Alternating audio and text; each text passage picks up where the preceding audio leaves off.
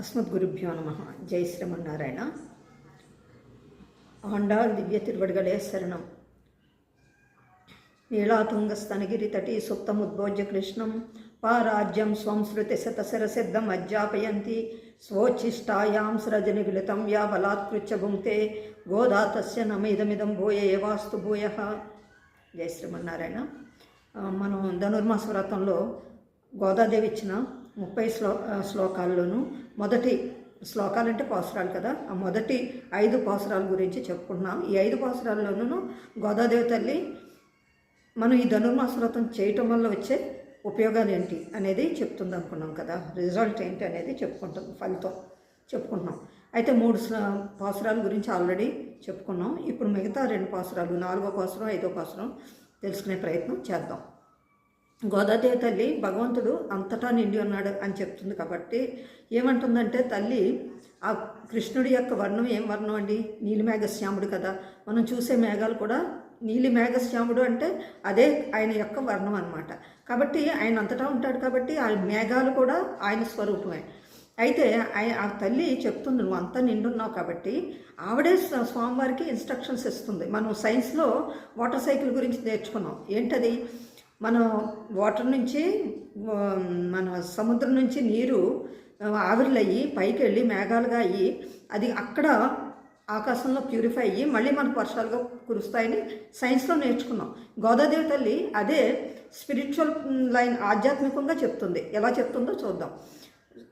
పరమాత్మని చెప్తుందన్నమాట. ఆయన సముద్రం మధ్యలో లోపలికంటూ వెళ్ళి ఆ నీటినంతా తను గ్రహించి, తను స్వీకరించి, తను త్రాగి పైకి వెళ్ళి మేఘాలుగా తయారయ్యి మొత్తం అంతా విస్తరించి మనకి వానలాగా పడుతున్నాడు అని చెప్తుందనమాట.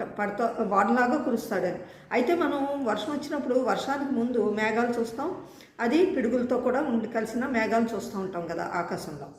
అయితే ఈ తల్లి ఏం చెప్తుందంటే, నువ్వు సముద్రం మధ్యలోకి లోపలికంటే వెళ్ళి ఆ నీటినంతా తాగి అదంతా పైన మేఘాలుగా అయ్యి అది దాన్ని అంతా పరిశుద్ధం చేసి మాకు ఒక నీ సుదర్శన చక్రం అనే చక్రంతో కాంతి వెదజల్లే ఒక మెరుపులాగా మెరిసి నీ పాంచజన్యంతో ఒక పిడుగులాంటి శబ్దం చేస్తూ మా అందరికీ నీ నుంచి వచ్చిన బాణాల్లాగా వర్షాన్ని మాకు కురేజేయి.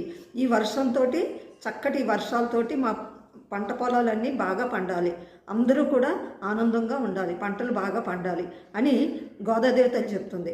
ఈ పాసురం యొక్క గొప్పతనం మనం ఏంటంటే తెలుసుకోవలసింది, ఈ పాసురం ఎక్కడైతే అనుసంధానం జరుగుతుందో అక్కడ కరువు కాటకాలు ఉండవు, అక్కడ వానలు చక్కగా పడతాయి, ఆ తర్వాత పంటలు బాగా పండుతాయి. ఇది మనం ప్రామాణికంగా తెలుసుకున్నాం. మాకు జరిగిన సంఘటన కూడా మీకు చెప్పడం జరిగింది. అది ఒకసారి మనం వెళ్ళటం జరిగింది కావేరి. ఒక్కసారి మా పేరెంట్స్, మా అమ్మగారితో మా పిన్ని గారితో అక్కడికి వెళ్ళిన తర్వాత అక్కడ అంతా మడ్డీగా ఉందండి, వాటర్ అంతా, నీరు అసలు బాగలేదు. అయితే నీరు లేదనమాట, కావేరీ నదిలో నీరు లేదు. ఆ తర్వాత స్వామివారు వేద పండితులతో కలిసి వెళ్ళి అక్కడ ఈ తిరుప్పావైలో ఈ 4వ పాసురం చదివిన తర్వాత ఒక 2 సంవత్సరాల తర్వాత మేము వెళ్ళటం జరిగింది. అప్పుడు అందరితోటి చదివించారు. స్వామివారే కాదు, మొత్తం అందరితోటి కూడా అది విష్ణు భక్తులు అందరూ కూడా అన్ని గుళ్ళలోనూ కూడా ఇదే పాసురాన్ని వేయటం జరిగింది. అప్పుడు చక్కటి వర్షాలు పడి కావేరీ నది అంతా మళ్ళీ నిండుగా అయింది. అది మేము పర్సనల్గా కూడా చూసాం. మేము ఒకసారి మళ్ళీ 2 ఇయర్స్ తర్వాత మేము మా బంధువులందరితోటి కలిసి వెళ్ళాం. అప్పుడు అయితే 3 వెళ్ళాం, తర్వాత చాలామందితో వెళ్ళాం. అప్పుడు నిండుగా కావేరీలో నీరు ఉందన్నమాట. అంటే భగవంతుడు చేయలేని పని ఏంటండి, అన్నీ ఆయన చేయగలడు అంటానికి ఇదొక నిదర్శనం. కాబట్టి ఈ 4వ పాసురం యొక్క మహిమ అదనమాట. మనకి పాడి పంటలు చక్కగా వస్తాయని చెప్పేసి అవి తల్లి చెప్తుంది. అవి ఎలాగా పెరగాలి, పంటలు కూడా ఎలాగా ఆకాశాన్ని అంటున్నట్టుగా పెరగాలి అని చెప్తుంది. అలాగే మనకు ఆవులు అవి కూడా నిండుగా పాలని ఇవ్వాలి, కుండలు నిండుగా పాలని ఇవ్వాలి. ఈ విధంగా ఈ 4వ పాసురం యొక్క అర్థం. ఇప్పుడు 5వ పాసురానికి వెళ్తే మళ్ళీ మన కృష్ణ అవతారానికి వెళ్ళాలన్నమాట. కృష్ణ అవతారాన్ని పరిపూర్ణ అవతారం అంటారు. ఎందుకు పరిపూర్ణ అవతారం అంటే, ఇప్పుడు రామావతారం వచ్చిందనుకోండి, రామావతారంలో ఆయన ఒక మానవుడిలాగానే జన్మించాడు.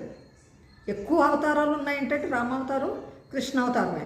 ఇంత ముందు అవతారాలు అప్పుడు ఆ సన్నివేశాన్ని బట్టి కొన్ని క్షణాలు ఉండటమే జరిగింది. కానీ ఈ రామావతారం కృష్ణావతారం చాలా కొన్ని ఏళ్ల పాటు ఉన్నాయి కదా.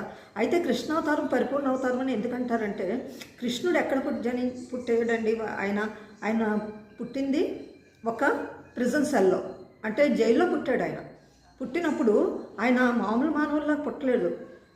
4 చేతులతోటి శంఖచక్రాలు ధరించి పీత వస్త్రాంబధారి, తర్వాత ఆయన ఆభరణాలతోటి వనమాలతోటి అన్నిటితోటి కలిసి తేజస్సుతోటి ఆయన జనించడం జరిగింది. అప్పుడు దేవతలందరూ కూడా పైనుంచి ఆయనకి పూలవర్షాన్ని కురిపించారు. కానీ వసుదేవుడు తర్వాత మన దేవకీమాత చాలా భయపడ్డారు ఇది చూడగానే. ఇప్పుడు మీరు ఇలా చేస్తే కంసుడు కనుక విషయం తెలిస్తే కృష్ణుని చంపేస్తాడు కదా.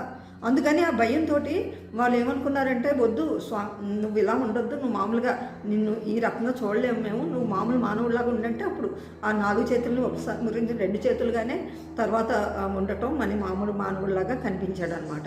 అయితే ఈ వసుదేవుడు ఇక్కడ ఉంటే ఆయనకి క్షేమం కాదని చెప్పేసి ఆయన యమునా తీరానికి వెళ్ళి, అప్పుడు పెద్ద వర్షం, అప్పుడు చూడండి జైలు గోడ అవన్నీ కూడా తలుపులు వేసేసారు కదా, వాటికి అవే తెరుచుకున్నాయి.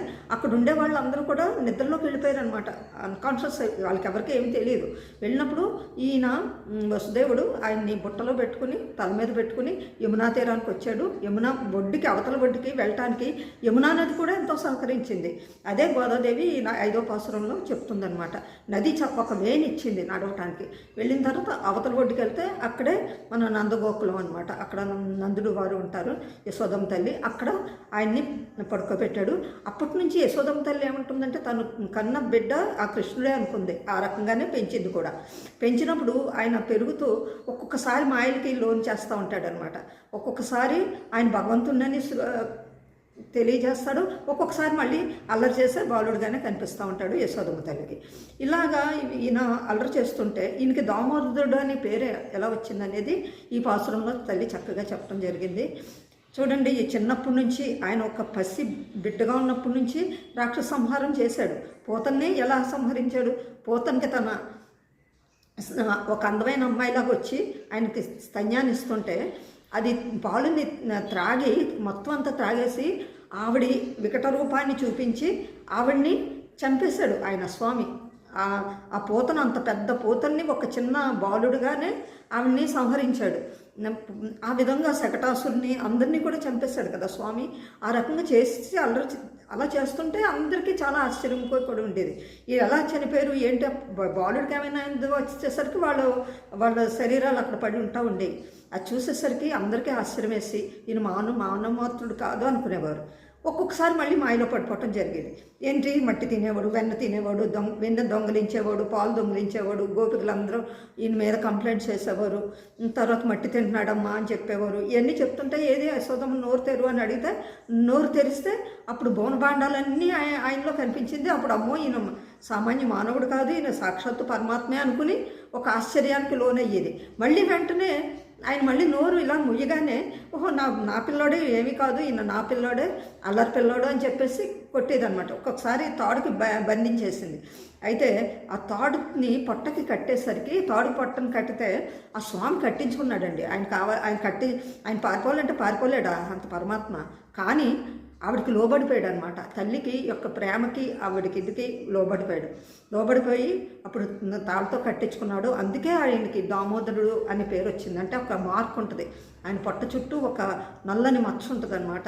ఆ విధంగా మనకు కూడా భగవంతుడు యశోదమ్మ తల్లికి ఎలాగైతే చిక్కాడో, మన భక్తి అనే తాడుతోటి మనం కనుక బంధిస్తే శ్రీకృష్ణుడు కూడా అంత సులభంగాను మనకి దొరుకుతాడు అని చెప్పటానికే గోదాదేవి తల్లి ఈ పాసురం చెప్పింది. కాబట్టి ఆవిడ ఏమంటుందంటే శరణాగతి చేయమంటుంది. ఆయన మనం చూడండి, ఒకటి ఏదన్నా మనకు కావాలనుకుంటే దేవతలను ఆశ్రయిస్తాం, ఒక దేవతను ఆశ్రయిస్తాం, ఇంకోటి ఏదో ఫలితాన్ని పొందుతాం.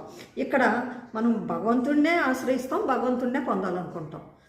ఆశ్రయించేది ఆయన్నే, ఆయన పొందేది ఆయన్నే. అది గోదాదేవి తల్లి ఇక్కడ చెప్తుంది. కాబట్టి ఈ 5 పాసురాల్లో తెలిసేది ఏంటంటే, మనకి లోకంలో కావలసినవన్నీ మనకి భగవంతుడు ఇస్తాడు. తర్వాత మనకి ఒకవేళ ఆయనే కావాలి అనుకుంటే ఆయన కూడా తను ఇవ్వగలుగుతాడు, మనం ఆయన్ని పొందగలుగుతాం. అది ఈ పాసురం యొక్క అర్థం. ఈ విధంగా 5 పాసురాల్లోనూ గోదాదేవి తల్లి మనం ఈ వ్రతం ఆచరిస్తే వచ్చే ఫలితాలని చెప్పింది. జై శ్రీమన్నారాయణ.